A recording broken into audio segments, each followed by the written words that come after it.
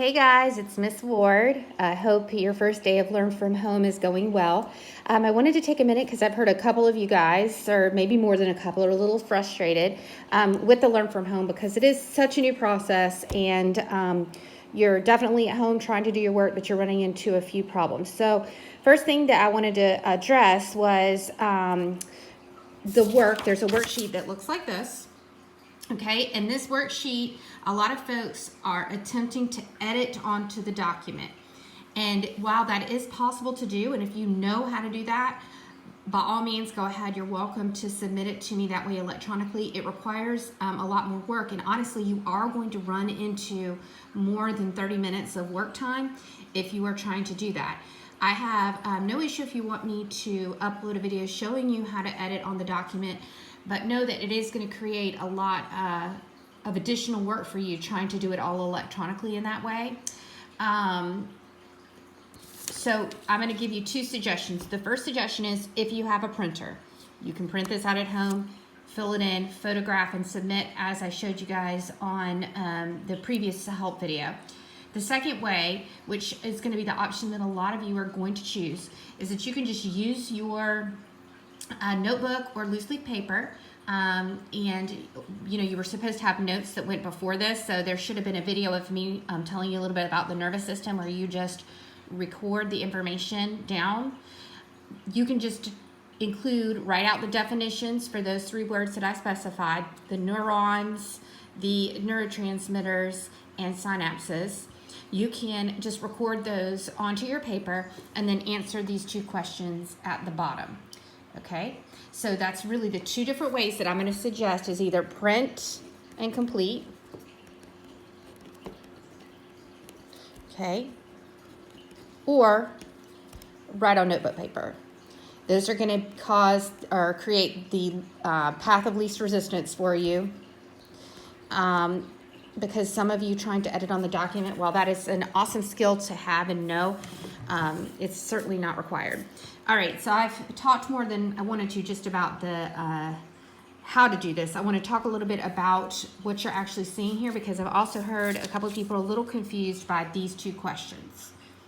Okay, and the reason you might be a little confused is that there's a written explanation here, there's a picture, but there's not a whole lot of explanation, so I want to provide that to you verbally.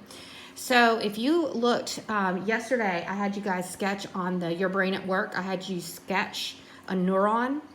A neuron, the most important thing that I want you guys to know about this neuron is that this is the dendrite end. So these are dendrites on the cell body, and then this is what we call the axon, okay, or these are the terminals, okay, right here at the end. So these are going to line up almost like a long wire. The neurons or the nerve cells are on your body. But the thing is, they're not actually connected to one another. You have a little space that's in between the nerve cells or the neurons, okay? So the axon and the dendrite are going to line up with each other right here at this base where there's a synapse, okay? The signal ends up jumping across from the axon end to this end. How does it do that? It uses something called neurotransmitters. The neurotransmitters are chemicals that allow the message to jump from one end to the next end, so that the message can continue going along down the nervous system. The 2 questions that you have: what would happen to your what would happen to your nervous system if the neurotransmitters in your body were suddenly blocked? Okay, so if all of a sudden there was some sort of chemical change in my body that allowed or didn't allow these neurotransmitters to work, what would happen to the nervous system? Well, ultimately, you would have no message being sent down the nervous system, so you would not receive messages properly. So your body would be slow to receive messages, or may not receive messages at all. This is the reverse question. What would happen if you had extra neurotransmitters or extra amount of those chemicals in your body that allowed the messages to jump quicker or more readily?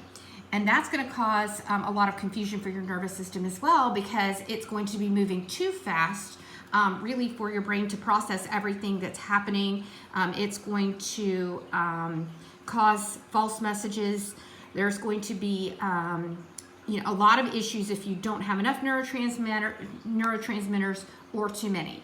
So regulating these neurotransmitters are very important in helping to maintain that homeostasis, that internal balance. Because if you don't have the right amount, you're not going to get messages or receive messages in the right way. Okay, I hope the video wasn't too long, but I did want to provide you with a little something just to help. And I hope you were all doing well. I do miss you.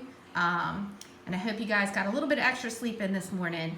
I know I did, and it does help a little bit or a lot. So take care. Message me if you are confused. They pay me to answer your questions. Take advantage of it. See you all later on.